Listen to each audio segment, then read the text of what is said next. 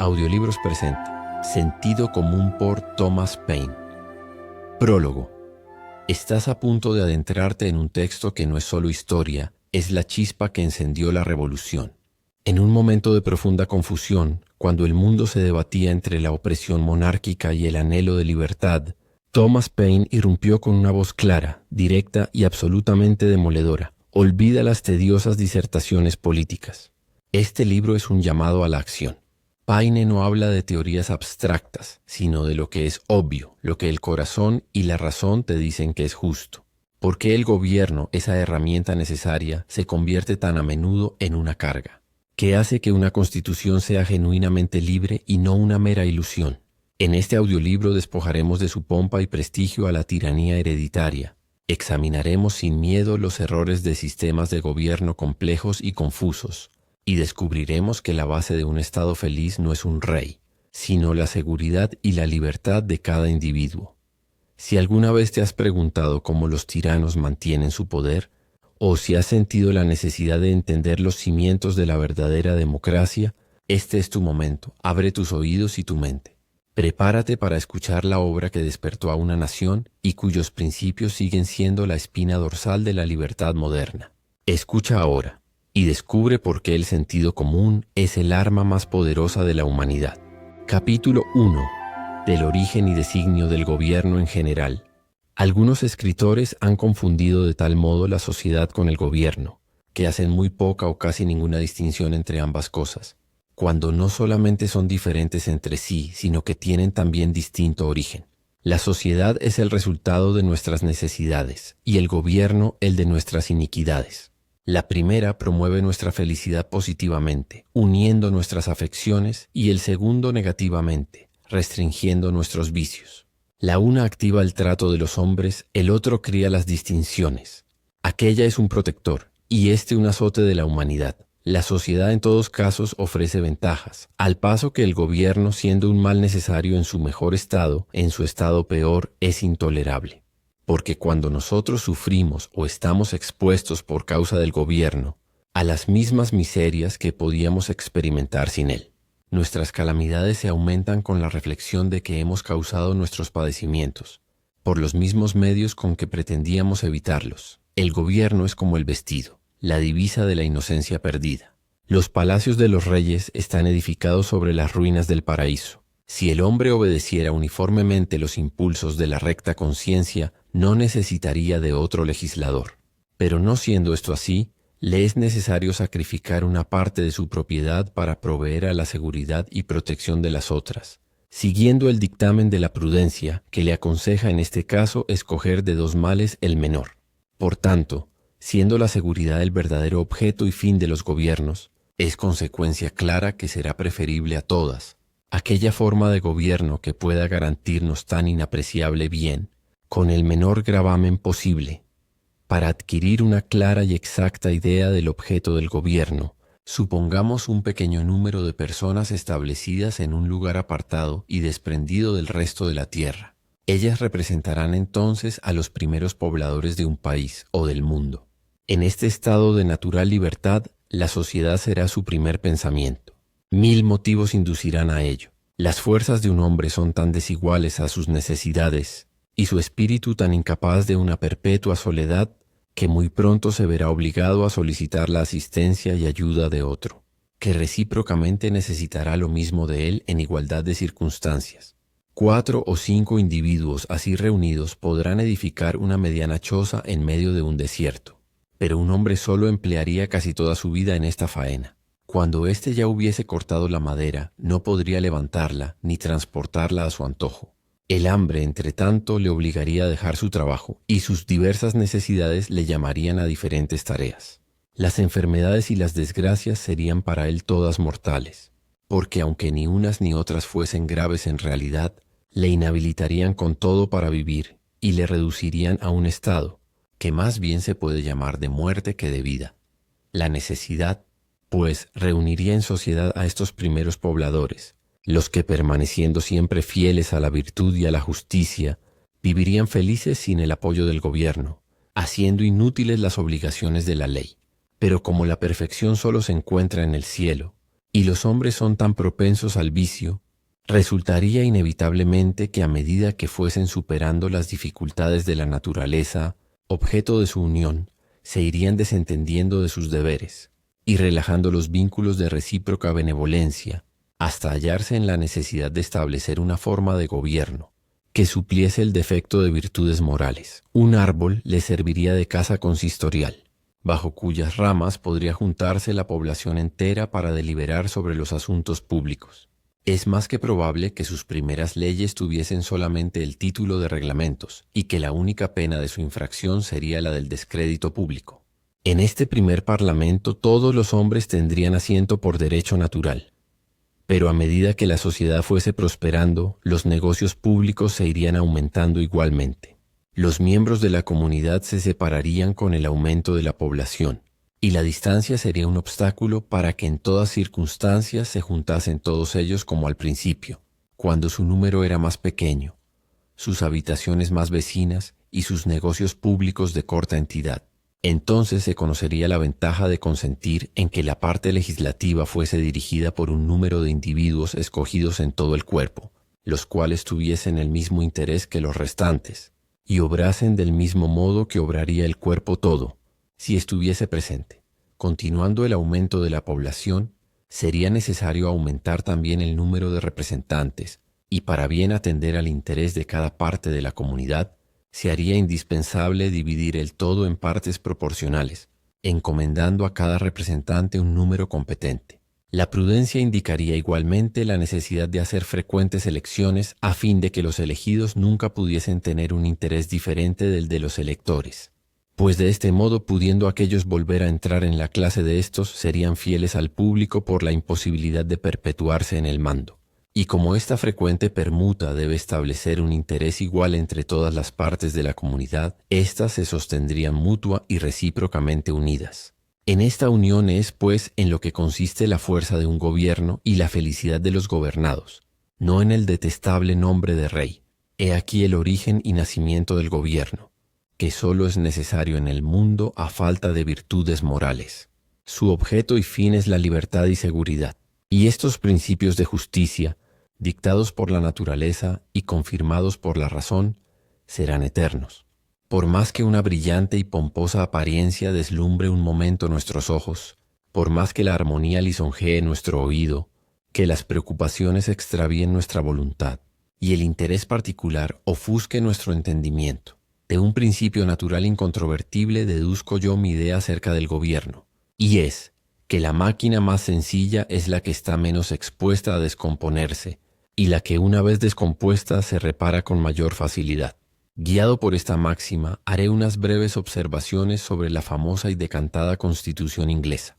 Convengamos en que fue buena respecto a los tiempos de tinieblas y esclavitud en que se formó, porque cuando el mundo todo gemía agobiado bajo el peso de la tiranía, la menor mudanza hacia el bien era dar un paso a la libertad. Pero es fácil demostrar que esta Constitución es imperfecta, sujeta a convulsiones, e incapaz de producir lo que parece prometer. Los gobiernos absolutos, aunque son una vergüenza de la naturaleza humana, tienen en sí la ventaja de ser sencillos. Si el pueblo sufre, conoce bien la raíz de donde dimana su pena y no está expuesto a confundirse y perderse en la variedad de causas y de remedios. Pero la Constitución de Inglaterra está tan extremadamente complicada que la nación puede sufrir por muchos años, sin poder descubrir en qué parte está el mal que le aqueja. Unos dirán aquí, y otros acullá, y cada médico político recetará un emplasto diferente. Yo bien conozco cuán difícil es desterrar las preocupaciones locales y arraigadas. Con todo, si examinamos las partes de que se compone la Constitución inglesa, hallaremos que sus cimientos son los escombros de dos antiguas tiranías, y que solo está compuesta de retazos enmendada con algunas formas republicanas. Primero, los restos de una monarquía tiránica en la persona del rey.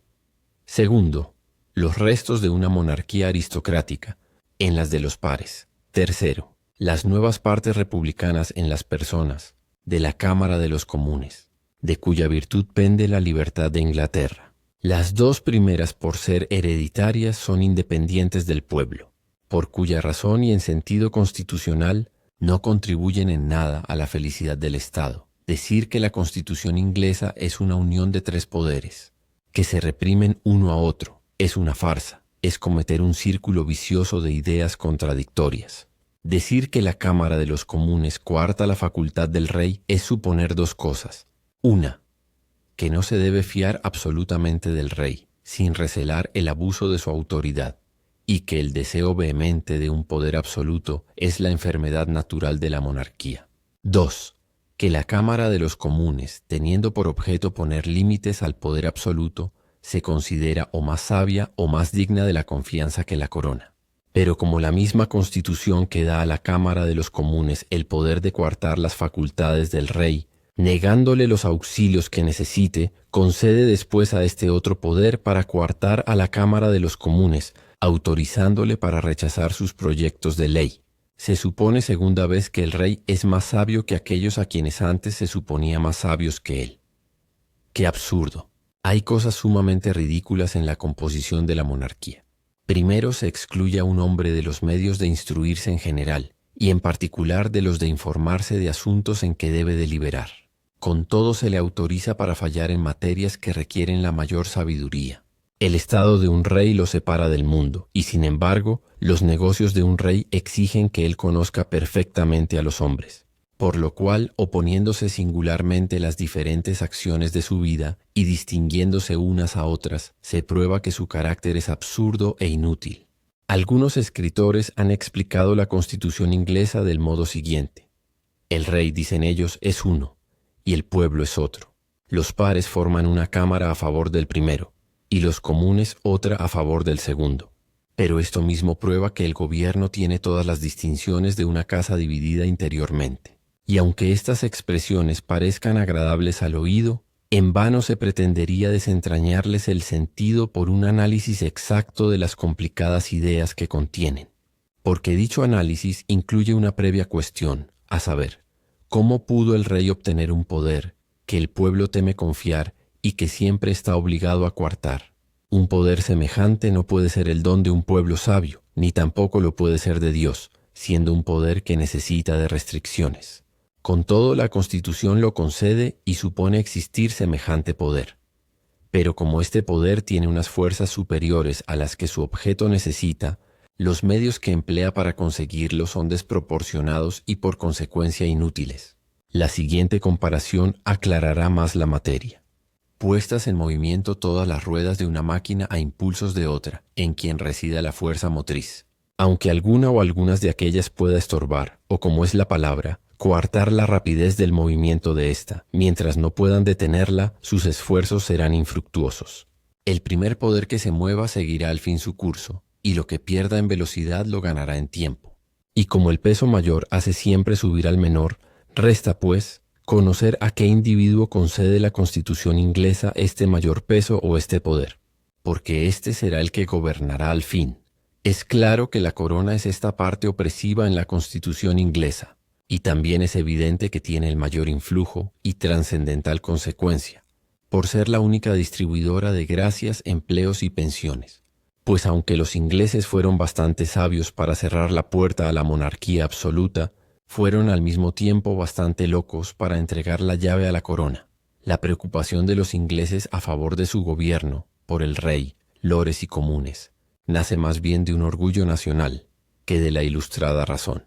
Los individuos gozan sin duda de mayor seguridad en Inglaterra que en ningún otro país, pero la voluntad del rey es una ley tan suprema en la Gran Bretaña como en Francia, con esta diferencia que en vez de emanar directamente de su boca, es anunciada al pueblo bajo la formidable forma de un decreto del Parlamento. La desgraciada suerte de Carlos I ha hecho reyes más sutiles, pero no más justos, dejando pues a un lado todo el orgullo y preocupación nacional a favor del sistema inglés. La pura verdad es que si la corona no es tan opresiva en Inglaterra como en Francia, se debe a la constitución individual de aquellos naturales, más bien que a la de su gobierno. Es indispensable en este tiempo hacer un análisis de los errores constitucionales en la forma del gobierno inglés. Porque así como nosotros nunca estamos en aptitud de hacer justicia a otros, mientras continuamos bajo el influjo de un partido dominante, así también somos incapaces de hacérnosla a nosotros mismos mientras estamos dominados de una ciega pasión. Y así también, como un hombre aficionado a mujeres prostituidas es incapaz de conocer la felicidad que promete una esposa virtuosa. Así una preocupación a favor de la constitución podrida de un gobierno nos inhabilita para distinguir y juzgar el mérito de otra buena. Capítulo 2 de la monarquía y sucesión hereditaria. Siendo el género humano originalmente igual en el orden de creación, la igualdad pudo solamente ser destruida por algunas circunstancias subsecuentes. Las distinciones de rico y pobre pueden muy bien existir, sin recurrir a los duros y disonantes nombres de opresión y avaricia. La opresión es muchas veces la consecuencia de la riqueza, pero rara o ninguna vez los medios de ella. Y aunque la avaricia preserve al hombre del estado de mendicidad, también le infunde, casi generalmente, demasiado temor para poder enriquecer. Pero hay una distinción tan enorme entre los hombres, que no se puede justificar ni con razones sacadas de la naturaleza ni de la religión. Esta es la que se nota entre reyes y vasallos, y es cosa muy digna de nuestra atención inquirir cómo vino al mundo una raza tan superior a los demás hombres y tan privilegiada que parece ser de muy diferente especie. Y también nos toca indagar si estos semidioses son más bien útiles que perjudiciales a la felicidad del género humano. En los tiempos primitivos del mundo, según la cronología de la Sagrada Escritura, no había reyes, y por consiguiente tampoco había guerras. El orgullo de los reyes ha sumergido a la especie humana en un abismo de tinieblas y confusión. La Holanda sin rey ha gozado más paz en el último siglo que ningún otro gobierno monárquico de la Europa. La antigüedad nos presenta a los patriarcas gozando en los campos de una felicidad pura, que desaparece cuando llegamos a la historia de la monarquía judaica. El gobierno de reyes fue primeramente introducido en el mundo por los paganos, cuya imitación lo adoptaron los hijos de Israel. Ha sido esta la invención más feliz del diablo para promover la idolatría. Los paganos tributaban honores divinos a sus difuntos reyes, y el mundo cristiano ha perfeccionado el plan de esclavitud, divinizando en vida a los suyos. Cuán impío es el título de Sacra Real Majestad aplicado a un insecto que en medio de su esplendor se está deshaciendo en polvo. En la teoría de la igualdad de derechos no se puede justificar la elevación de un hombre a un grado tan superior a los demás, ni tampoco puede defenderse con la autoridad de la Escritura. Porque la voluntad del Todopoderoso desaprueba el gobierno de los reyes, como consta del profeta Samuel y de Gedeón. Todas las sentencias de la Sagrada Escritura contra los reyes han sido maliciosamente interpretadas a favor de los gobiernos monárquicos. Y esto debe fijar la atención de los países cuyo gobierno esté todavía por formarse. Dar al César lo que es del César es el texto de la Sagrada Escritura que más se repite en las cortes, y este no es muy favorable al gobierno monárquico. Porque los judíos, cuando obtuvieron esta respuesta, estaban sin rey y solamente sujetos al pueblo romano, gobernado entonces por una república que había jurado odio eterno a los reyes desde la expulsión de los tarquinos. Según la cronología de Moisés, los judíos vinieron a pedir un rey cerca de 3000 años después de la creación. Hasta entonces su forma de gobierno, excepto en los casos extraordinarios en que intervenía el Altísimo, era una especie de república administrada por un juez y los ancianos de las tribus. Ellos no tenían reyes, y se reputaba un crimen reconocer bajo este título a otro que al Señor de los ejércitos. Así, cuando se reflexiona sobre el homenaje idólatra que se tributa a las personas de los reyes, no es de extrañar que el Todopoderoso, siempre celoso de sus honores, desapruebe una forma de gobierno que con tanta impiedad usurpa las prerrogativas de la divinidad. La monarquía se considera en la Escritura como uno de aquellos pecados de los judíos, por el cual se declaró contra ellos una maldición reservada. La historia de este hecho es digna de toda atención. Estando los hijos de Israel oprimidos por los madianitas, marcharon contra ellos con un pequeño ejército bajo el mando de Gedeón, y la victoria, por interposición del Altísimo, se declaró a su favor. Los judíos, orgullosos del triunfo y atribuyéndolo a los talentos de Gedeón, intentaron hacerlo rey, diciéndole: «Gobierna sobre nosotros, tú y tus hijos, y los hijos de tus hijos». Este fue el mayor absurdo. No solamente le ofrecieron un reino, sino también un reino hereditario. Pero Gedeón, con una piedad propia de su alma, respondió: «Yo no gobernaré sobre vosotros, ni mis hijos tampoco gobernarán sobre vosotros, el Señor gobernará sobre vosotros». Estas palabras no necesitan de más explicación. Gedeón no rehúsa el honor, pero niega en ellos el derecho de dárselo. Y lejos de tributarles expresivas acciones de gracias, les reprende en el estilo sublime de un profeta, su desafecto e ingratitud a su legítimo soberano el Rey de los cielos. 130 años después incurrieron por segunda vez en el mismo error. No se puede concebir la extremada inclinación de los judíos a las costumbres idólatras de los paganos. Tomando una vez por pretexto la mala conducta de los hijos de Samuel, que estaban encargados de algunos negocios seglares, fueron a casa de aquel venerable profeta y comenzaron a decirle a gritos: «Bien ves, que eres ya viejo, y que tus hijos no andan en tus caminos. Establécenos un rey que nos juzgue, como lo tienen también todas las naciones. Y nosotros observaremos aquí de paso que sus razones eran malas en cuanto a que ellos pudiesen ser como las otras naciones, es decir, como los paganos, cuando por el contrario su verdadera gloria consistía en parecerse a ellos lo menos posible. Desagradó a Samuel este razonamiento, porque habían dicho: «Danos un rey que nos juzgue». Y Samuel hizo oración al Señor. Y el Señor dijo a Samuel: «Oye la voz del pueblo en todo lo que te dicen, porque no te han desechado a ti sino a mí, para que no reine sobre ellos. Conforme a todas las obras que han hecho desde el día que los saqué de Egipto hasta este día, como me dejaron a mí y sirvieron a otros dioses ajenos, así lo hacen también contigo. Ahora pues oye su voz, pero protéstales primero, y anúnciales el derecho del rey que ha de reinar sobre ellos.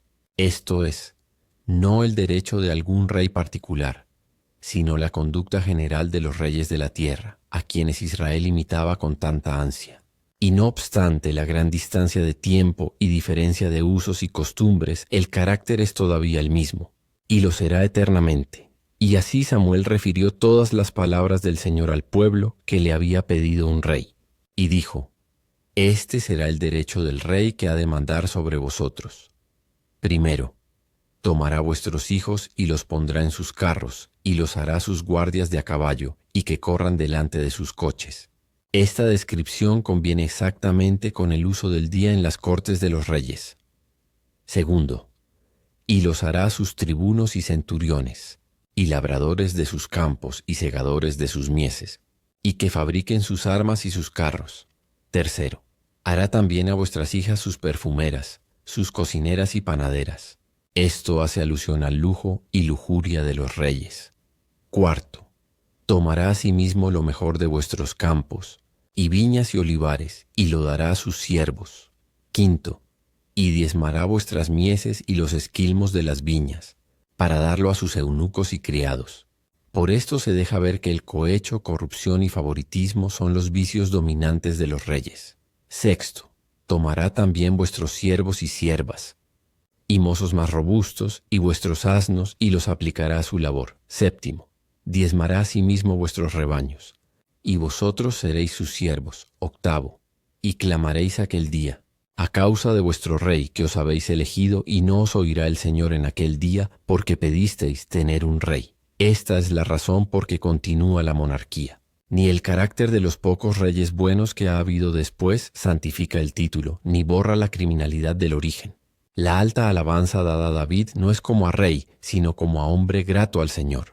Mas el pueblo no quiso dar oídos a las razones de Samuel, sino que dijeron: «No, no, porque rey habrá sobre nosotros.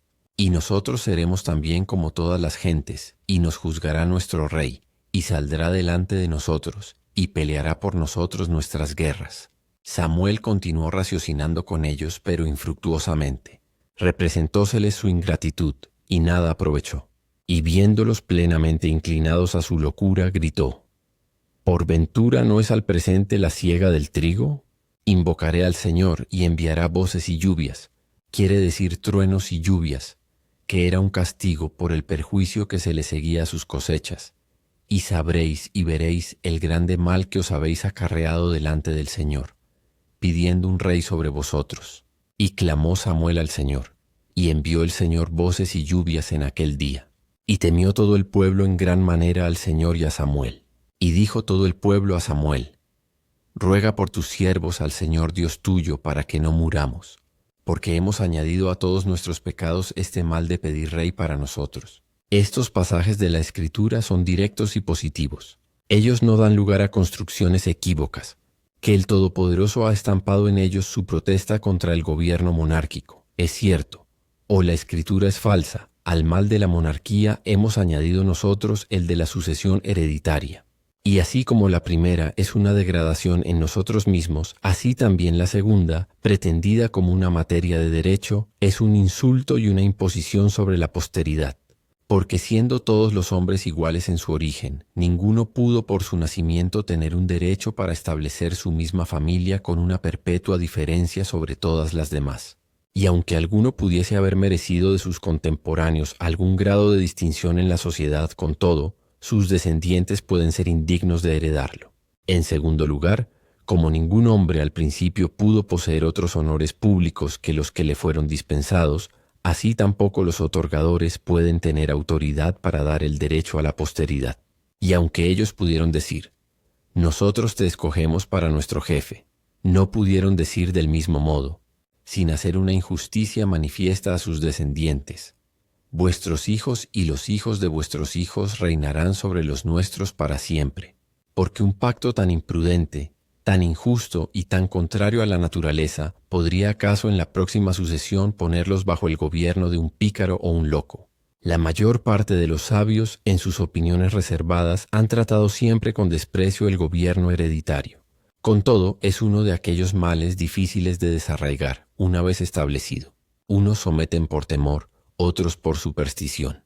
Y la parte más poderosa divide con el rey los reales que hace a los demás. Esto es suponer que la presente raza de reyes ha tomado en el mundo un origen honroso, cuando al contrario es muy probable que si corriéramos el obscuro velo de la antigüedad y los siguiéramos hasta su nacimiento, hallaríamos que el primero de ellos ha sido cuando más el principal asesino de alguna cuadrilla de salteadores, y que sus modales groseros o preeminencia en sutileza le ganó el título de jefe entre los ladrones, y que aumentando su poder y extendiendo sus rapiñas, intimidó a los habitantes pacíficos e indefensos hasta hacerles comprar su seguridad con frecuentes contribuciones. Con todo, sus electores no pensaban en darle derecho hereditario, porque una exclusión perpetua de sí mismos era compatible con el libre y desordenado principio de vida que ellos profesaban. Por tanto, la sucesión hereditaria en aquellos tiempos de monarquía no podía ser una materia de pretensión, sino una cosa casual y gratuita. Pero como entonces pocos o ningunos archivos existían, y la tradición histórica estaba llena de fábulas, fue muy fácil después del curso de algunas generaciones inventar varios cuentos supersticiosos, propiamente adecuados como los de Mahoma, para hacer tragar al vulgo el derecho hereditario.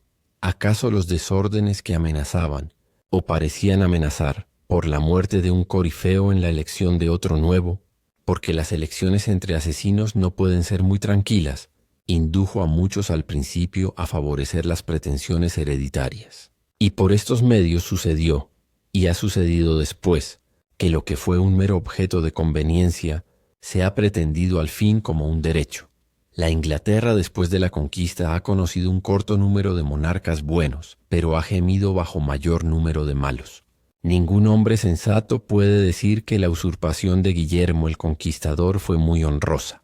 Un francés bastardo que desembarca con un ejército de bandidos y él mismo, contra el consentimiento de los nativos, se nombra y se establece rey, es en términos categóricos un origen muy vil y muy despreciable. No hay ciertamente en esto ninguna intervención de la divinidad. Por último, sería inútil emplear mucho tiempo en exponer la locura del derecho hereditario. Si hay hombres tan débiles que lo crean, dejémoslos que adoren indistintamente al jumento o al león. Enhorabuena para ellos. Por lo que a mí toca, ni imitaré su humildad, ni turbaré su devoción. Con todo, me contentaría con preguntarles cómo suponen ellos que se establecieron los primeros reyes. La cuestión no admite sino una de estas tres respuestas, a saber, por suerte, por elección o por usurpación.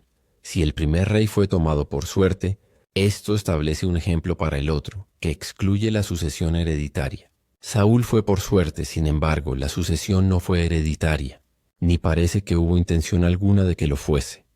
Si el primer rey de algún país fue por elección, esto igualmente establece un ejemplo para el otro, porque pretender que los primeros electores, que eligieron no solamente un rey, sino una familia perpetua de reyes, Quitaron el derecho de elección a todas las generaciones venideras. Es un absurdo inconcebible. Es una opinión que no encuentra ningún apoyo, ni en la historia sagrada ni en la profana. En cuanto a la usurpación, ningún hombre sensato se atreverá a defenderla, ni tampoco negará que Guillermo el Conquistador fue un usurpador. Este es un hecho sin contradicción, y la pura verdad es que la antigüedad de la monarquía inglesa esconde la injusticia de su origen, y no sufre ningún examen. Poco importaría el absurdo de la sucesión hereditaria. Si no fuese su resultado tan fatal para el género humano, sería admisible el derecho de sucesión y llevaría el sello de la autoridad divina. Si tuviera la virtud de vincular en una familia el honor, la justicia, la sabiduría y todas las cualidades necesarias para gobernar. Pero viendo que de la estirpe real salen más tontos que hábiles, más locos que cuerdos, más malvados que honrados, debemos pensar que este orden de sucesión hereditaria es contrario a la naturaleza y una de las curas de nuestra ignorancia. Pronto se vuelven insolentes aquellos hombres que creen haber nacido solo para mandar, considerando a sus semejantes creados como machos de carga para obedecer. Llenos de orgullo, solo se mueven en un círculo de viles aduladores, interesados en ocultarles sus verdaderos intereses y los de la nación.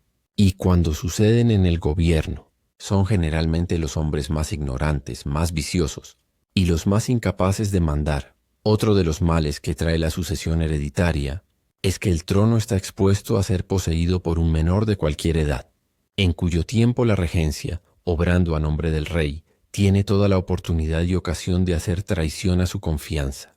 La misma desgracia nacional sucede cuando un rey, abrumado por la edad y enfermedad, llega al último grado de debilidad humana. En ambos casos, el pueblo es la víctima de los perversos que pueden intrigar con éxito, por las locuras de la vejez o de la infancia.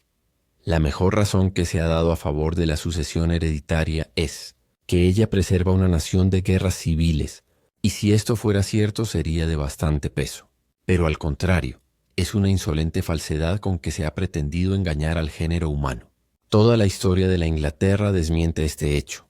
Desde la conquista ha habido 30 reyes y 2 menores en ese reino desunido.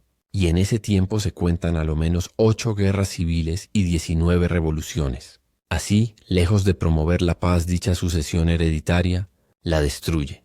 La Inglaterra fue por muchos años el sangriento teatro de la guerra por sostener la monarquía y sucesión hereditaria, entre las competencias de la Casa de York y Lancaster. 2 batallas señaladas fuera de escaramuzas y sitios se dieron entre Enrique y Eduardo. 2 veces fue Enrique prisionero de Eduardo, quien también lo fue de Enrique. Y es tan incierta la suerte de la guerra y el genio de una nación, cuando la contienda tiene por único objeto los intereses personales, que Enrique fue conducido en triunfo desde la prisión a palacio y Eduardo obligado a huir a una tierra extranjera. Sin embargo, como las transiciones repentinas son rara vez permanentes, Enrique a su turno fue lanzado del trono y Eduardo llamado por segunda vez para sucederle. El parlamento fue siempre consiguiente en su egoísmo, siguiendo el partido más fuerte.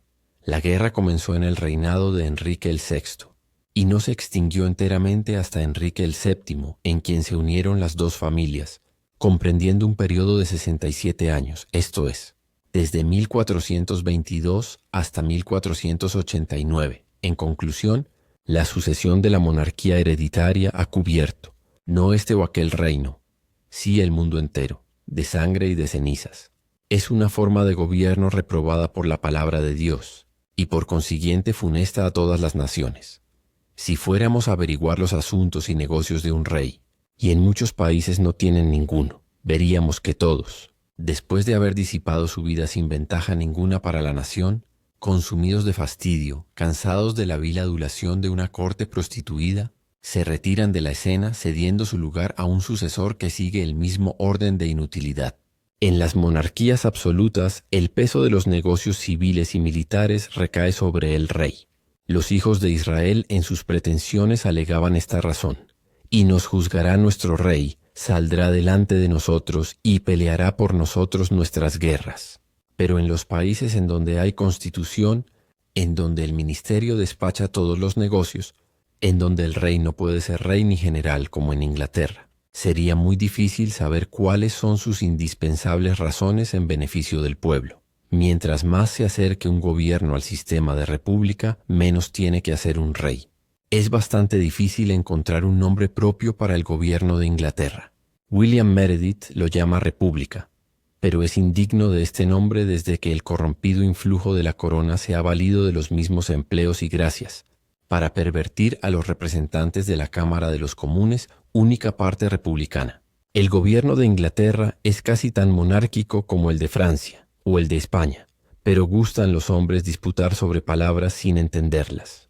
Los ingleses fundan su gloria en la parte republicana y en su constitución, y no en la monárquica. Su libertad depende de su representación en la Cámara de los Comunes, y faltándole a ésta la virtud republicana, debe necesariamente ser esclava de la nación. La Constitución inglesa está muy debilitada, y debe por necesidad perecer dentro de poco tiempo, porque la parte monárquica ha emponzoñado la republicana, y porque la corona se ha apoderado de todo el influjo de la Cámara de los Comunes. En Inglaterra un rey no tiene más que hacer que declarar la guerra y proveer los empleos, lo que es en términos más claros empobrecer la nación y meterla en la confusión. Hermosa ocupación en verdad para que se le den 4 millones de duros de renta anual y que se le rindan en este mundo honores divinos. Un hombre honrado e industrioso es más útil a la sociedad y más grato a los ojos de Dios que todos los asesinos coronados que han vivido hasta ahora. Capítulo 3. Disertación sobre los primeros principios del gobierno. No hay para el hombre asunto más interesante que el del gobierno. Su seguridad, sea rico o pobre, y su prosperidad están íntimamente unidas a él. Por tanto, es de su interés y aun de su deber el procurarse algunos conocimientos de sus principios y de su aplicación. Todas las ciencias y las artes, aunque imperfectamente conocidas al principio, se han ido estudiando, adelantando y llevándose a lo que llamamos perfección por un trabajo progresivo de las generaciones que se han sucedido. Pero la ciencia del gobierno se ha quedado atrás. Nada se ha adelantado en el conocimiento de sus principios, y muy poco se ha perfeccionado su práctica hasta la época de la Revolución Americana. En todas las partes de Europa continúan las mismas formas y sistemas que se establecieron en los tiempos remotos de la ignorancia, y su antigüedad tiene fuerza de principio. Está rigurosamente prohibido el investigar su origen, o por qué derecho existen. Si se preguntase la razón, la respuesta sería bien fácil. Los gobiernos están establecidos sobre principios falsos, y emplean después todo su poder en ocultarlo. No obstante, el misterio en que ha estado envuelta la ciencia del gobierno con el objeto de esclavizar, robar y engañar al género humano, es de todas las cosas la menos misteriosa, y la más fácil de ser entendida. La más corta capacidad hallará el hilo de este laberinto si comienza sus investigaciones desde un punto cierto. Todas las ciencias y las artes tienen un punto o alfabeto en que comienza el estudio de ellas y con cuya asistencia se facilitan sus progresos. El mismo método debe observarse con respecto a la ciencia del gobierno. En lugar, pues, de embarazar al principio el problema con las numerosas subdivisiones en que están clasificadas las diferentes formas de gobierno, cuáles son la aristocracia, oligarquía, monarquía, etc., el mejor método será comenzar por divisiones que pueden llamarse primarias, o por aquellas en las cuales se hayan comprendidas todas las varias subdivisiones de que es capaz. Las divisiones primarias son solamente dos. Primero, gobierno por elección y representación. Segundo, gobierno por sucesión hereditaria. Todas las diferentes formas de gobierno, por numerosas y diversificadas que sean, están clasificadas bajo una u otra de estas divisiones primarias, porque ellas están o en el sistema de representación o en el de sucesión hereditaria. En cuanto a esta forma equívoca, que se llama gobierno mixto, cual fue el último de Holanda y es el presente de Inglaterra, no debe hacer alguna excepción a la regla general, porque sus partes, consideradas separadamente, son o representativas o hereditarias. Comenzando, pues, nuestra investigación desde este punto, tenemos que examinar antes la naturaleza de estas dos divisiones primarias. Si ellas son igualmente exactas en sus principios, entonces la cuestión es de mera opinión. Si la una es de un modo demostrativo mejor que la otra, esta diferencia dirige nuestra elección. Pero si una de ellas fuese tan absolutamente falsa que no tuviese derecho a existir, la cuestión cae por sí misma. porque en una concurrencia en que debe ser aceptada precisamente una de las dos, la negativa probada en la una viene a ser una afirmativa para la otra. Las revoluciones que se van extendiendo ahora en el mundo tienen su origen en la indagación de los derechos del hombre, y la presente guerra es un conflicto entre el sistema representativo, fundado en los derechos del pueblo, y el hereditario, fundado en la usurpación. Las voces de monarquía, Estado real y aristocracia por sí no significan nada. El sistema hereditario, si continuase, sería siempre el mismo o peor bajo de cualquier otro título. Las revoluciones del día tienen un carácter muy pronunciado, por fundarse todas en el sistema del gobierno representativo en oposición al hereditario. Ninguna otra distinción abraza más completamente sus principios. Habiendo expuesto las divisiones primarias de todo gobierno con la posible generalidad, procedo en primer lugar al examen del sistema hereditario, porque tiene la primacía con respecto al tiempo. El sistema representativo es la invención del mundo moderno, y no cabe la menor duda, a lo menos según mi opinión, en que no hay un problema de Euclides más matemáticamente exacto que el de no tener el gobierno hereditario derecho alguno para existir. Por tanto, cuando nosotros quitamos a algún hombre, algún rey, el ejercicio del poder hereditario, le quitamos lo que él nunca ha tenido derecho de poseer, y para lo cual ninguna ley o costumbre pudo ni podrá jamás darle algún título de posesión. Los argumentos que se han empleado hasta ahora contra el sistema hereditario han sido principalmente fundados sobre su absurdo e incompetencia para el presupuesto fin de todo gobierno. Nada puede presentar a nuestro juicio o a nuestra imaginación un ejemplo más sensible de nuestra estupidez que el ver caer el gobierno de una nación entera, como sucede frecuentemente, en manos de un niño, necesariamente destituido de experiencia y muchas veces poco mejor que un loco.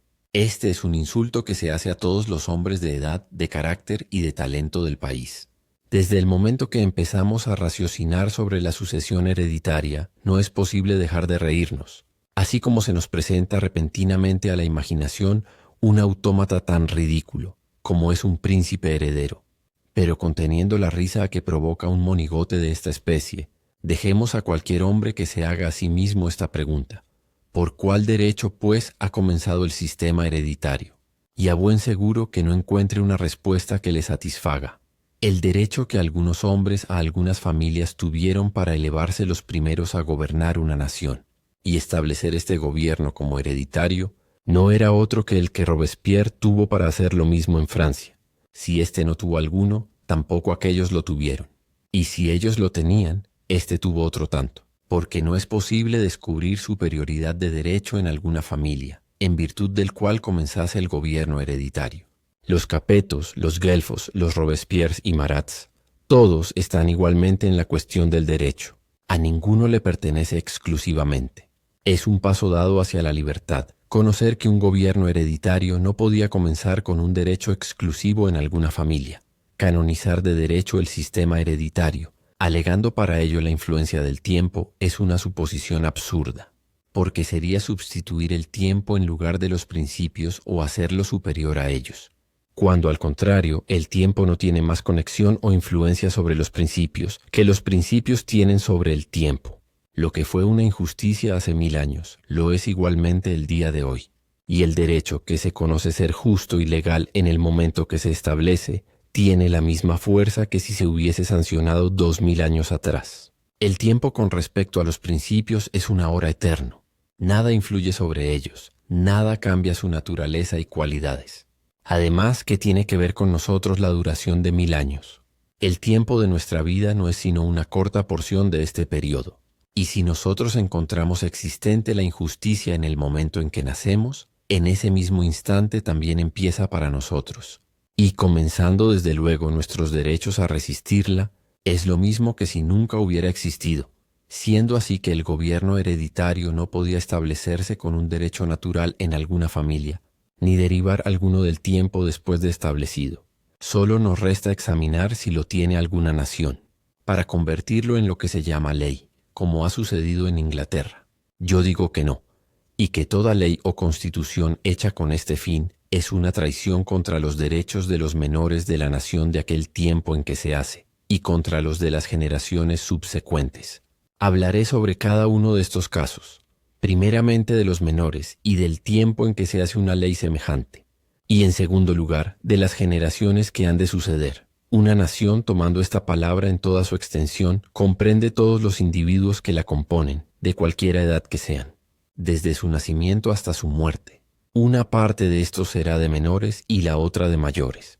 La igualdad de la vida no es exactamente una misma en todos los climas y países, pero en general la minoridad en años compone el número mayor.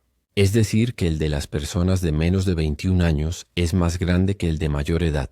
Esta diferencia en el número no es necesaria para establecer el principio que pienso sentar, pero sirve para manifestar su justicia con mayor fuerza. El principio sería siempre igualmente bueno, aunque la mayoría en años lo fuese también en el número. Los derechos de los menores son tan sagrados como los de los mayores.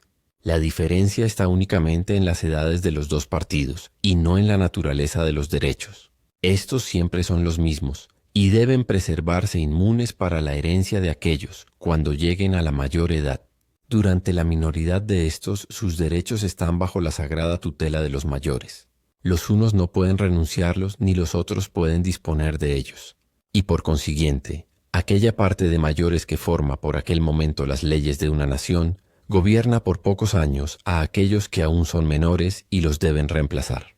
Y no tiene ni puede tener derecho para establecer una ley erigiendo un gobierno hereditario, o para hablar más claramente, una sucesión hereditaria de gobernadores, porque estableciendo semejante ley, cometen el atentado de privar a todos los menores de la nación de la herencia de sus derechos, antes de que lleguen a la mayor edad y subyugarlos a un sistema de gobierno, al cual durante su menor edad no podían ni asentir ni contradecir.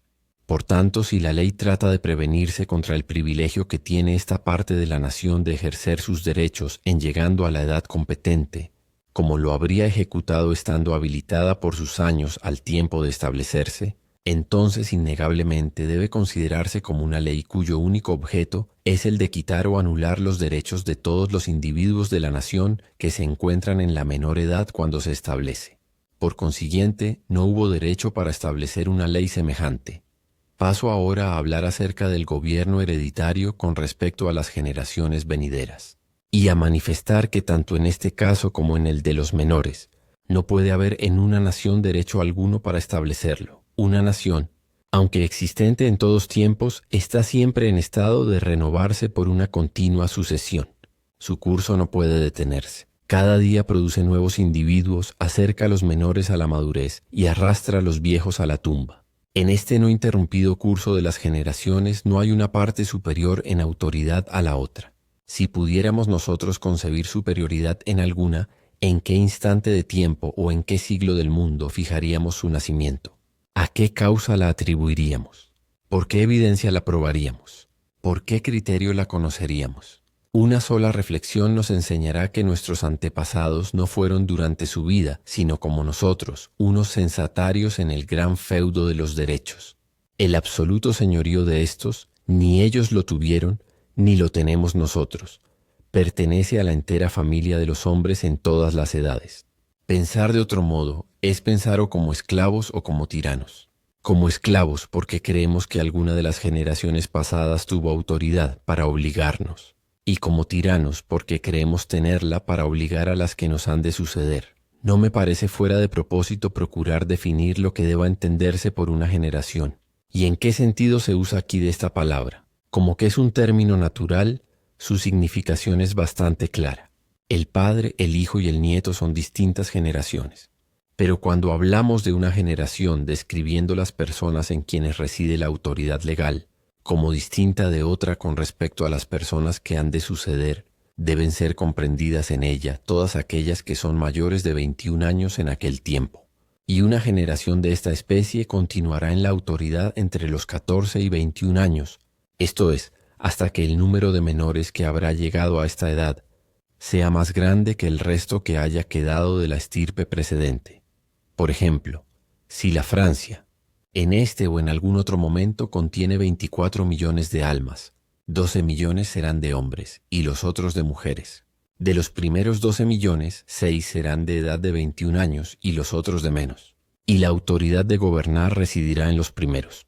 Pero cada día habrá alguna alteración, y en el espacio de 21 años cada uno de estos menores que sobreviven habrá llegado a la edad competente y la mayor parte de la anterior estirpe habrá desaparecido. La mayoría de los que entonces viven y en quienes reside la autoridad será compuesta de aquellos que 20 años antes no tenían existencia legal. Estos serán padres y abuelos a su turno, y en los siguientes 21 años o menos otra raza de menores. Llegada a la mayoría, les reemplazará, y así sucesivamente. Como este es siempre el caso, y como quiera que cada generación es igual en derechos a otra, es consecuencia clara, que no lo puede haber en alguna para establecer un gobierno por sucesión hereditaria, porque sería suponerse ella misma señora de un derecho superior a las demás, esto es, el de determinar por su misma autoridad cómo ha de ser gobernado el mundo en lo sucesivo y quién deba gobernarlo. Cada edad y cada generación es, y debe ser por derecho, tan libre para obrar por sí misma en todos casos como la edad y la generación que la ha precedido. La vanidad y presunción de gobernar aún desde más allá de la tumba es la más ridícula e insolente de todas las tiranías. El hombre no tiene propiedad sobre otro hombre, ni una generación la tiene sobre las que están por venir. En la primera parte de los derechos del hombre he hablado del gobierno por sucesión hereditaria, y terminaré aquí con un extracto de esta obra en los 2 puntos siguientes. 1. ¿Qué derecho tiene una familia para establecerse por sí misma con el poder hereditario? 2. ¿Qué derecho tiene una nación para establecer una familia particular con tales privilegios? Con respecto al uno de estos puntos, el de establecerse una familia por su misma autoridad, con poder hereditario independiente de la nación, todo hombre convendría en llamarlo despotismo, y cualquiera que intentase sostenerlo ofendería su propio entendimiento. Con respecto al 2, el de establecer una nación a una familia particular con poder hereditario, no se presenta como un despotismo a primera vista. Pero si los hombres dan lugar a otras segundas reflexiones y las llevan adelante, considerando, cuando no sus propias personas, las de su posteridad, verán entonces que la sucesión hereditaria viene a ser para los otros el mismo despotismo que las personas que les precedieron reprobaron para ellos. Esto es excluir el consentimiento de la generación que sigue, y la exclusión de este consentimiento es despotismo. Consideremos la generación que emprende establecer una familia con poder hereditario, separadamente de las generaciones que se han de seguir. La generación que elige primero una persona y la pone a la cabeza de su gobierno, bien sea con el título de rey o bien con alguna otra distinción nominal, hace su misma elección sea sabia o loca como un libre agente de sí mismo. La persona así elevada no es hereditaria, sino propuesta y elegida. Y la generación que la establece no vive entonces por esto bajo un gobierno hereditario, sino bajo un gobierno que ella misma ha escogido. Aun cuando la persona elevada de este modo y la generación que la eleva viviesen para siempre, nunca sería sucesión hereditaria, y ésta solamente se seguiría por muerte de una de las 2 partes, siendo, pues, la sucesión hereditaria un asunto fuera de cuestión. Con respecto a la primera generación que la establece, consideremos el carácter de esta misma generación y sus operaciones con respecto a la generación que comienza y a las demás que la han de suceder. Ella toma un carácter para el cual no ha tenido ni título, ni derecho, porque de legisladora pasa también a testadora, y legando el gobierno afecta a hacer un testamento que debe ejecutarse después de su muerte. Y no solo atenta a legar, sino también a establecer sobre la generación venidera una nueva y diferente forma, bajo la cual ella misma no ha vivido. Ella vivió, como se ha observado ya, no bajo un gobierno hereditario, sino bajo un gobierno hecho por su misma elección. Y ahora intenta, sin más virtud que su voluntad, y un testamento que no tuvo autoridad para hacer, tomar de la generación que comienza, y las demás que se han de suceder, el derecho y libre agencia, en virtud de la cual ella obró para sí misma. De cualquier modo que se considere la sucesión hereditaria, como naciendo de solo la voluntad y testamento de una nación precedente, no se presenta al entendimiento humano sino como un crimen y un absurdo. La letra A no puede forzar a la letra B para tomar de ella su propiedad y dársela a la C. Sin embargo, este es el modo con que se obra en lo que se llama sucesión hereditaria por ley. Una cierta generación por un acto de su voluntad pretende, bajo la forma de una ley, quitar los derechos de la generación que comienza y de todas las otras venideras y los traspasa a una tercera persona la cual asume el gobierno en consecuencia de este traspaso ilícito. La historia del Parlamento inglés nos presenta un ejemplo de este género, y que merece ser recordado como prueba la más grande de ignorancia legislativa y la mayor falta de principios que se puede encontrar en la historia de cualquier país. El caso es como sigue. El Parlamento inglés, en el año 1688, trajo a un hombre con su mujer de Holanda, Guillermo y María, y los hizo reyes de Inglaterra. Ejecutado esto, el dicho Parlamento hizo una ley para traspasar el gobierno del país a los herederos de dichos reyes, concebida en los términos siguientes: nosotros los señores temporales, espirituales y comunes, en el nombre del pueblo de Inglaterra, muy humilde y fielmente nos sometemos nosotros mismos, nuestros herederos y posteridades a Guillermo y a María, sus herederos y posteridades para siempre. Y en una ley siguiente, citada por Edmund Burke, el mismo Parlamento, en el nombre del pueblo de Inglaterra que vivía entonces, obliga al dicho pueblo, sus herederos y posteridades, a Guillermo y a María, sus herederos y posteridades hasta el fin del tiempo. No basta reírse de la ignorancia de semejantes legisladores, es necesario probar también su falta de principios. La Asamblea Constitucional de Francia en 1789 incurrió en el mismo error que el Parlamento de Inglaterra, cuando estableció una sucesión hereditaria en la familia de los Capetos por un acto de la Constitución de dicho año. Que cada nación por el tiempo que vive tenga derecho a gobernarse ella misma según le agrade, debe ser siempre admitido. Pero gobierno por sucesión hereditaria es un gobierno para otra raza y no para ella sola. Y así como aquellos sobre quienes deba ejercerse no existían aún o eran menores, así tampoco existía el derecho de establecerlo para ellos. Asumir un derecho semejante sería una traición contra el derecho de la posteridad. Termino aquí los argumentos. Con respecto al primer capítulo sobre el gobierno por sucesión hereditaria, y paso a examinar el segundo sobre el gobierno por elección y representación, o como puede decirse más concisamente, gobierno representativo por contraposición al hereditario. Habiendo probado que el gobierno hereditario no tiene ningún derecho para existir y que debe excluirse de toda sociedad, resulta que el gobierno representativo es el mejor y el que se debe admitir. Al contemplar el gobierno por elección y representación, no nos detendremos en inquirir cómo, cuándo o por qué derecho existe. Su origen está siempre a la vista. El hombre mismo es el origen y la evidencia de su derecho. Le pertenece por su existencia y su persona lo prueba. La única verdadera base del gobierno representativo es la igualdad de derechos. Cada hombre tiene derecho a un voto, y no más, en la elección de representantes. El rico no tiene más derecho para excluir al pobre del derecho de votar o elegir y ser elegido, que el pobre tiene para excluir al rico. Y siempre que una de las dos partes lo intente o se lo proponga, será una cuestión de fuerza y no de derecho. ¿Quién es aquel que querría excluir a otro? Ese otro tiene derecho para excluirlo a él. Aquello que se llama ahora aristocracia implica una desigualdad de derechos. Pero ¿cuáles son las personas que tienen derecho para establecer esta desigualdad? ¿Los ricos se excluirán ellos a sí mismos? No. ¿Se excluirán los pobres? No. ¿Por qué derecho, pues, puede alguno ser excluido? Sería una nueva cuestión saber si algún hombre o alguna clase de hombres tiene derecho para excluirse a sí mismo. Pero sea como fuere, lo cierto es que ellos no lo pueden tener para excluir a otro. El pobre nunca delegará un derecho como este al rico, ni el rico al pobre. Y asumirlo es no solamente asumir un poder arbitrario, sino arrogarse un derecho para cometer un robo.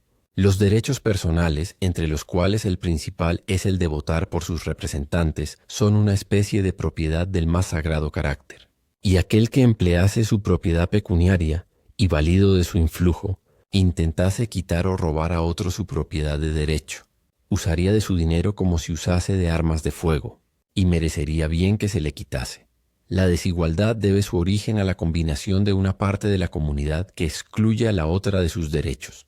Siempre que se haga un artículo de constitución o ley en que el derecho de votar o de elegir y ser elegido pertenezca exclusivamente a un número de personas, que posea una cierta cantidad de bienes, sea grande o pequeña, es una combinación de aquellos individuos que poseen esta cantidad para excluir a los que no la poseen. Es revestirse de autoridad ellos mismos y considerarse como parte superior de la sociedad para la exclusión de los demás. siempre debe considerarse como concedido u otorgado, que aquellos que se oponen a la igualdad de derechos nunca quieren que la exclusión tenga lugar con respecto a ellos. Y bajo de este aspecto se presenta la aristocracia como un objeto de risa. Esta vanidad tan lisonjera está sostenida por otra idea no menos interesada, y es que los que se oponen conciben bien que hacen un juego seguro, en que pueden tener la suerte de ganar sin el menor riesgo de perder, que de cualquiera manera el principio de igualdad los incluye, y que si no pueden obtener más derechos que las personas a quienes se oponen y quieren excluir, ellos no habrán perdido nada. Esta opinión ha sido ya fatal a muchos miles, que no contentos con la igualdad de derechos, han solicitado más hasta que lo han perdido todo, y han experimentado sobre sí mismos la degradante desigualdad que procuraban establecer sobre los otros. De cualquier modo que se considere, es peligroso e impolítico, muchas veces ridículo y siempre injusto, fundar en la riqueza el derecho de votar. Si la suma o cantidad de bienes de los sujetos en quienes deba recaer el derecho es considerable, será excluir la mayoría del pueblo y unirla en un interés común contra el gobierno y contra aquellos que lo sostienen. Y como quiera que el poder está siempre en la mayoría, ésta puede muy bien destruir un gobierno semejante, y sus apoyos en el momento que quiera. Si para evitar este peligro se fija como regla para el derecho una pequeña suma de bienes, esto mismo hace la libertad despreciable, por ponerla en competencia con unas cosas accidentales e insignificantes. Cuando una yegua pariese por fortuna un potro o una mula que valiese la suma estipulada, diese a su dueño el derecho de votar, y muriendo se lo quitase, ¿en quién existiría el origen del tal derecho? ¿Sería en el hombre o en la mula? Cuando nosotros consideramos cuántos medios hay de adquirir bienes sin mérito y de perderlos por desgracia, rechazamos la idea de elegir la riqueza por base de los derechos. Pero la parte más ofensiva en este caso es que esta exclusión del derecho de votar indica una nota de infamia en el carácter moral de las personas excluidas. Y esto es cabalmente lo que ninguna parte de la comunidad tiene derecho a pronunciar contra la otra. Ninguna circunstancia exterior puede justificarla. La riqueza no es prueba de carácter moral, ni la pobreza de falta de él.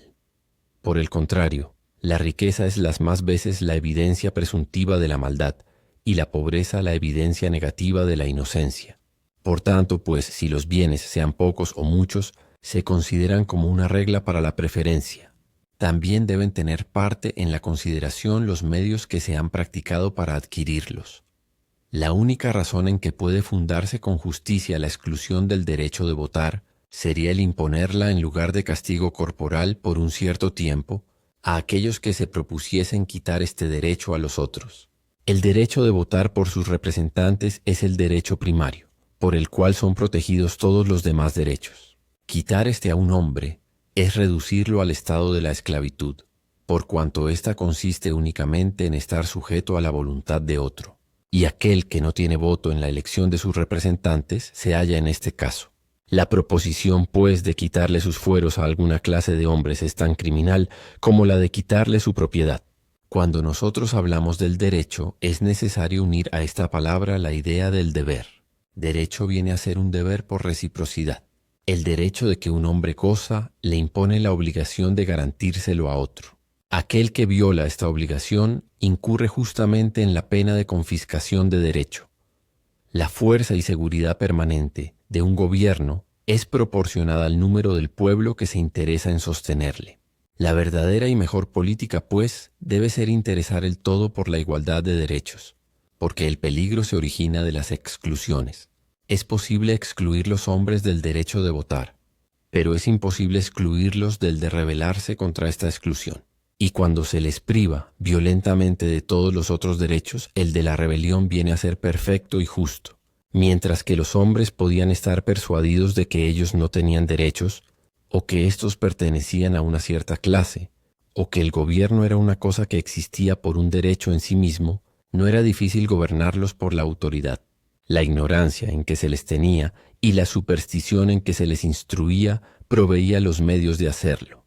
Pero cuando la ignorancia ha desaparecido y la superstición con ella, cuando perciben el engaño en que han estado, cuando reflexionan que el cultivador y el fabricante son los medios primordiales de todas las riquezas que existen en el mundo, aún más allá de lo que produce espontáneamente la naturaleza, cuando comienzan a sentir sus consecuencias por su utilidad y sus derechos como miembros de la sociedad. No es posible entonces gobernarlos más largo tiempo como antes. El fraude, una vez descubierto, no puede ya repetirse. Intentarlo es provocar la risa o promover una total destrucción. Que la propiedad será siempre desigual es cierto. La industria, la superioridad de talentos, la destreza de manejo, la estrenada frugalidad, las oportunidades felices o lo contrario a todas estas causas, el tedio de ellas producirán siempre este efecto, sin tener que recurrir a los duros y disonantes nombres de avaricia y de opresión. Y fuera de esto hay hombres, que aunque no desprecian las riquezas, no se humillarán a la bajeza de los medios de adquirirlas, ni se incomodarán con el cuidado de ellas más de lo que exigen sus necesidades o su independencia, mientras que en otros hay un gran deseo de obtenerlas por todos los medios que no son reprensibles. Este es el único negocio de su vida y lo siguen como podían seguir su religión. Todo lo que se requiere con respecto a los bienes de fortuna es obtenerlos con honradez y no emplearlos criminalmente, pero ellos serán empleados con criminalidad, siempre que sirvan de regla para derechos de exclusión.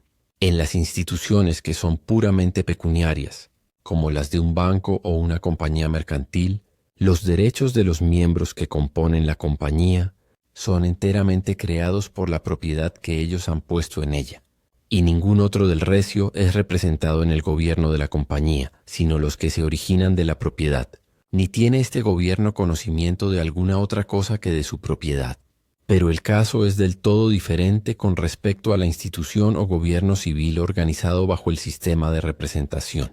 Un gobierno semejante tiene conocimiento sobre todas las cosas y sobre todos los hombres, como miembros de la sociedad nacional, bien tengan o no propiedad.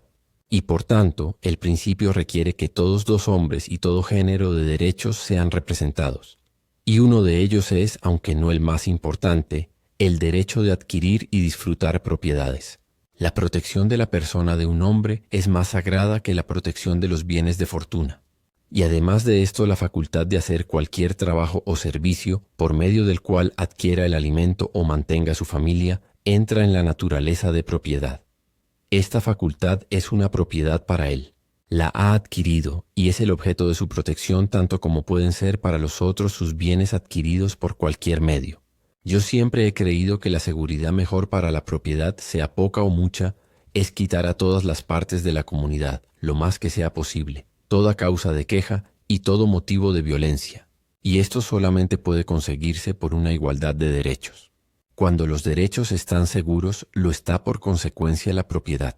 Pero cuando la propiedad sirve de pretexto para derechos desiguales o exclusivos, entonces debilita el derecho de gozar la propiedad y provoca la indignación y el tumulto, porque no es natural creer que la propiedad puede estar segura, bajo la garantía de una sociedad injuriada en sus derechos por la influencia de dicha propiedad. A la injusticia y mala política de hacer servir la propiedad de pretexto para derechos exclusivos, se sigue el absurdo inexplicable de dar a un mero sonido la idea de propiedad y agregarle ciertos derechos. Porque ¿qué otra cosa es un título que un sonido? La naturaleza está frecuentemente dando al mundo algunos hombres extraordinarios, que llegan a la fama por el mérito y consentimiento universal, como Aristóteles, Sócrates, Platón, etc. Estos eran verdaderamente grandes o nobles. Pero cuando el gobierno establece una manufactura de nobles, es tan absurdo como si emprendiese una manufactura de hombres sabios.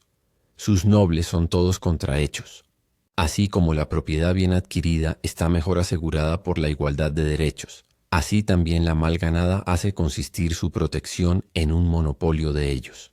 Aquel que ha robado a otro su propiedad se empeñará seguidamente en privarle de sus derechos para asegurarse en ella, porque cuando el ladrón se hace legislador se cree asegurado. La parte del gobierno de Inglaterra que se llama la Sala de los Lores fue compuesta en su origen de personas que cometieron los robos de que estoy hablando. Fue una asociación para la protección de la propiedad que ellos hablan usurpado.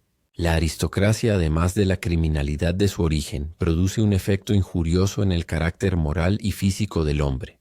Ella debilita como la esclavitud las facultades humanas, porque así como el espíritu abatido por ésta, pierde en el silencio la elasticidad de sus potencias, También por el extremo contrario, cuando está exaltado por la locura, se hace incapaz de servirse de ellos y cae en la imbecilidad. Es imposible que un espíritu que se entretiene y ocupa de cintas y de títulos pueda jamás ser grande. Las puerilidades de los objetos consumen al hombre. Es necesario en todos tiempos y más particularmente mientras dura el progreso de una revolución y hasta que el hábito confirme las rectas ideas, que hagamos revivir frecuentemente nuestro patriotismo con el recuerdo de los primeros principios. Para bien entender el espíritu de las instituciones es preciso tener siempre a la vista el origen de ellas. Una investigación de nuestro origen nos demostrará que los derechos no son dádivas de un hombre a otro, ni de una clase de hombres a otra, porque ¿quién es aquel que sería el primer donador? ¿O por qué principio? ¿O con qué autoridad podría él poseer la facultad de darlos? Una declaración de los derechos no es ni una creación ni una donación de ellos, sino una manifestación del principio por el cual ellos existen, acompañada de un pormenor de lo que son en sí mismos. Porque cada derecho civil tiene uno natural por fundamento, que incluye el principio de una garantía recíproca de estos derechos, de un hombre para con otro. Así pues, como es imposible descubrir algún origen de derecho que no se derive del mismo hombre, así consecuentemente se sigue que los derechos pertenecen al hombre por el derecho de su sola existencia, y deben por lo mismo ser iguales a todos. El principio de una igualdad de derechos es claro y sencillo. Todos los hombres pueden entenderlo, y entendiendo sus derechos, ellos conocen sus deberes. Porque donde los derechos de los hombres son iguales, cada uno debe finalmente ver la necesidad de protegerlos de los otros, como que es el medio más eficaz de asegurar los suyos propios. Pero si al formar una constitución nos apartamos del principio de la igualdad de derechos, o intentamos alguna modificación en ellos, nos internamos en un laberinto de dificultades, donde no encontraremos camino para salir. ¿Dónde nos fijaremos? ¿O por qué principio hallaremos el punto en que nos hemos de detener para distinguir entre hombres de un mismo país qué parte de ellos deba ser libre y cuál no? Si la propiedad sirve de regla, será extraviarse enteramente de todo principio moral de libertad, porque se atribuyen derechos a la mera materia, y se hace al hombre el agente de ella. Es a más de esto presentar la propiedad como una manzana de discordia, y no solamente excitar, sino justificar una guerra contra ella. Porque yo sostengo el principio, que cuando se usa de la propiedad como de un instrumento para quitar sus derechos a aquellos que por una casualidad no la poseen, es usada para un fin ilegal, como serían las armas de fuego en un caso semejante. La naturaleza en su estado primitivo hizo a todos los hombres iguales en derechos, pero no en poder. El débil no puede protegerse a sí mismo contra el fuerte. Siendo este el caso, la institución de la sociedad civil tiene por objeto formar una ecuación de poderes, que sean paralelos y garantes de la igualdad de derechos. Las leyes de un país, cuando son hechas con propiedad, concurren a este fin. Todos los hombres para su protección se valen del brazo de la ley, como más fuerte que los suyos mismos, y por tanto cada hombre tiene un derecho igual en la formación del gobierno y de las leyes que deben gobernarlo y juzgarlo. En los países y sociedades demasiado extensas como en la América y Francia, cada individuo solo puede ejercer este poder por delegación, esto es por elección y representación, y de aquí es que nace la institución del gobierno representativo. Hasta ahora me he limitado a las materias de principio solamente. Primero, que el gobierno hereditario no tiene derecho para existir, es que no puede ser establecido por principio alguno de derecho, y que antes, por el contrario, es una violación de todos los principios. Segundo, que el gobierno por elección y representación tiene su origen en los derechos naturales y eterno del hombre, porque bien sea que el hombre fuese su mismo legislador, como lo sería en aquel primitivo estado de la naturaleza, o bien que ejerciese su porción de soberanía legislativa en su misma persona, como podría suceder en las pequeñas democracias, donde todos se pueden juntar para la formación de las leyes, por las cuales deben gobernarse, o bien ya que la ejerciese en la elección de las personas que le han de representar en la Asamblea Nacional de los Representantes, el origen del derecho es el mismo en todos los casos. El primero, como se ha dicho antes, es defectivo en poder. El segundo es practicable solamente en democracias de pequeña extensión. El tercero es la mayor escala sobre que puede establecerse un gobierno humano. A las materias de principio se siguen las de opinión. y así es necesario hacer una distinción entre las dos. Si los derechos del hombre han de ser iguales, no es un asunto de opinión, sino de derecho, y por consiguiente de principio, porque los hombres no poseen sus derechos como otorgamiento de uno a otro, sino cada uno como derecho propio. La sociedad es el curador de ellos, pero no el donador, y como en las sociedades dilatadas, como en la América y Francia, el derecho de los individuos en materia de gobierno no puede ejercerse sino por elección y representación se sigue consecuentemente, que donde la simple democracia es impracticable, el único sistema fundado en principios es el representativo. Pero como en cuanto a la parte orgánica, o la manera en que las diferentes partes del gobierno se han de ordenar y componer, es justamente materia de opinión. Es necesario que todas las partes estén de acuerdo con el principio de igualdad de derechos. Y mientras más religiosamente se adhieran a este principio, menos podrán introducirse errores materiales ni continuarán mucho tiempo en aquella parte que toca a las materias de opinión. En todas las materias de opinión el pacto social, o el principio por el cual debe gobernarse la sociedad, requiere que la mayoría de opiniones sea una regla para todo, y que la minoría rinda una obediencia práctica a aquella. Esto está perfectamente de acuerdo con el principio de igualdad de derechos. Porque en primer lugar se supone no saberse de antemano de qué partido será la opinión de un hombre en cualquiera cuestión, bien sea en favor o en contra. Bien puede suceder que en algunas cuestiones él se halle en el número de mayoría y en otras en el de la minoría, y por la misma regla que espera obediencia en él un caso, debe también prestarla en el otro. Todos los desórdenes que se han suscitado en Francia durante el progreso de la Revolución han tenido su origen no en el principio de la igualdad de derechos, sino en la violación de este principio. El principio de igualdad de derechos ha sido repetidas veces violado, y no por la mayoría, sino por la minoría. Y ésta ha sido compuesta de hombres que poseían propiedades, igualmente que de los que no las poseían, lo que prueba bien que la propiedad, a más de lo que la experiencia enseña, no es más prueba de carácter que de derechos. Sucederá muchas veces que la minoría tenga razón y la mayoría no. Pero luego que la experiencia pruebe ser este el caso, la minoría vendrá a ser la mayoría, y el error se reformará él mismo por la tranquila operación de la libertad de opiniones y la igualdad de derechos. Nada puede entonces justificar una insurrección, ni puede jamás ser necesaria, cuando los derechos son iguales y las opiniones libres. Tomando pues el principio de igualdad de derechos como el fundamento de la revolución, y consecuentemente de la Constitución la parte orgánica, o la manera en que las diferentes partes del gobierno se han de ordenar en la Constitución, tocará, como se ha dicho ya, a la materia de opinión. Varios métodos se presentarán en una cuestión de este género, y aunque la experiencia falta todavía para determinar cuál sea el mejor, con todo, yo pienso que ella ha decidido suficientemente cuál es el peor. Aquel es el peor que en sus deliberaciones y decisiones está sujeto a la precipitación y pasión de un individuo, y cuando la legislatura entera está concentrada en cuerpo, es un individuo en masa. En todos los casos de deliberación es necesario tener un cuerpo de reserva, y es mucho mejor dividir la representación por suerte en dos partes y dejarlas que se revisen y corrijan la una a la otra, que no que el todo se junte y debata a un mismo tiempo. El gobierno representativo no está necesariamente limitado a alguna forma particular. El principio es uno mismo en todas las formas bajo las cuales puede ser coordinado. La igualdad de derechos del pueblo es la raíz de donde dimanan todas, y sus diferentes ramos pueden ser organizados con arreglo a la opinión presente, o como mejor lo enseñe la experiencia futura.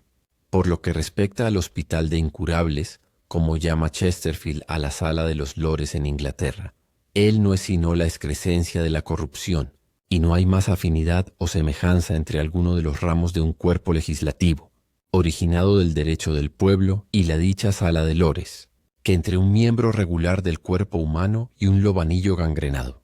En cuanto a la parte del gobierno que se llama ejecutivo, es necesario en primer lugar fijar una precisa significación de la palabra. No hay sino dos divisiones en que pueda ordenarse el poder. Primera, deliberar, querer o decretar leyes. Segunda, ejecutarlas o ponerlas en práctica. La primera corresponde a las facultades intelectuales del espíritu humano, que raciocina y determina lo que deba hacerse. La segunda al poder mecánico del cuerpo humano que pone esta determinación en práctica. Si la primera decide y la última no ejecuta, es un estado de imbecilidad. Y si la última ejecuta sin que preceda la determinación de la primera, es un estado de frenesí. El departamento ejecutivo, por tanto, es oficial y está sujeto al legislativo como lo está el cuerpo al espíritu en estado de salud, porque es imposible concebir la idea de dos soberanías, una con respecto al querer y otra con respecto al ejecutar. El ejecutivo no está revestido con el poder de deliberar si se ha de obrar o no. Él no tiene autoridad de discreción en el caso, porque no puede hacer otra cosa que lo que la ley decreta y está obligado a obrar con arreglo a ella. Y en esta consideración, el Ejecutivo está compuesto de todos los departamentos oficiales que ejecutan las leyes, entre los cuales tiene la primacía el que se llama Poder Judicial. Pero el género humano ha concebido la idea de que es necesario otro género de autoridad para velar sobre la ejecución de las leyes y cuidar de que sean fielmente ejecutadas. Y confundiendo esta autoridad superintendente con la reejecución oficial, nos encontramos embarazados acerca del término de poder ejecutivo. Todas las partes en el gobierno de los Estados Unidos de América que se llaman ejecutivo no son otras que las autoridades para velar en la ejecución de las leyes, y son tan independientes del legislativo que solamente lo conocen por las leyes y no pueden ser gobernadas o dirigidas por él por ningún otro medio. El modo con que esta autoridad superintendente deba ordenarse y organizarse es asunto de mera opinión. Algunos pueden preferir un método y otros otro. Y en todos los casos en que se interesa la opinión solamente y no los principios, la mayoría de opiniones forma la regla para todos. Hay, sin embargo, algunas cosas que se pueden deducir por la razón y probar por la experiencia que sirven para guiar nuestra decisión en el caso. La una es no revestir jamás a ningún individuo de un poder extraordinario, porque además de ponerlo en la tentación de hacer mal uso de él, sería excitar una contienda y conmoción en el pueblo por aspirar al empleo. Y la otra es no poner un poder dilatado o duradero en las manos de algún número de individuos. Los inconvenientes que pueden suponerse para relevarlos con frecuencia son menos temibles que el peligro que se origina de una larga continuación en el oficio. Concluiré este discurso con ofrecer algunas observaciones sobre los medios de preservar la libertad, porque no es solamente necesario el que la establezcamos, sino también el que la conservemos. Es necesario, en primer lugar, que hagamos una distinción entre los medios que se han usado para destruir el despotismo, con el fin de preparar la vía al establecimiento de la libertad, y los que se han de usar después de destruido. Los medios de que se hace uso en el primer caso son justificados por la necesidad. Estos son generalmente las insurrecciones, porque mientras el gobierno establecido de despotismo continúa en algún país, casi no es posible que se pueda usar de otro. Es también cierto que al principio de una evolución, el Partido Revolucionario se permite a sí mismo el ejercicio del poder a su discreción, reglado más bien por las circunstancias que por los principios, porque nunca se establecería de otro modo la libertad, y si se estableciera, sería bien pronto trastornada. Nunca es de esperar que todos los hombres en una revolución hayan de mudar de opinión era un mismo instante. Jamás hubo una verdad o principio tan irresistiblemente evidente, que fuese creída por todos los hombres a un mismo tiempo. La razón y el tiempo deben cooperar uno con otro al establecimiento final de algún principio, y por tanto aquellos que fueren convencidos los primeros no tienen derecho para perseguir a los otros, en quienes la convicción obra más lentamente.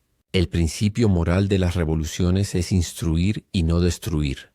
Si se hubiera establecido una constitución 2 años antes, como debió haberse hecho, se habrían prevenido, a mi parecer, las violencias que después han desoladole Francia e injuriado el carácter de la revolución.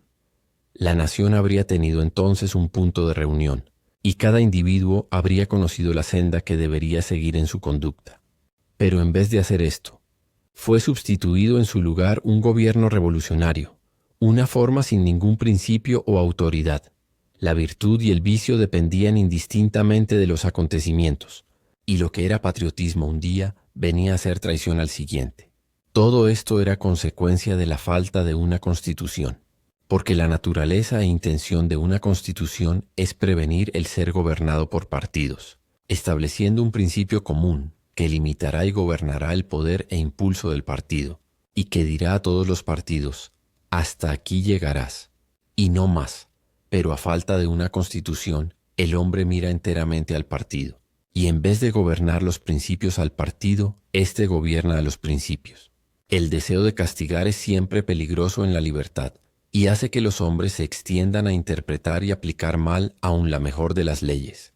Aquel que quiere ver segura su misma libertad debe librar hasta su enemigo de la opresión, porque el que viola este deber establece un ejemplar que otro día le alcanzará a él mismo. Gracias por escuchar este audiolibro hasta el final. Si el contenido fue de tu agrado, te invitamos a dejar un like y suscribirte al canal. De esta forma, no te perderás nuestras próximas publicaciones.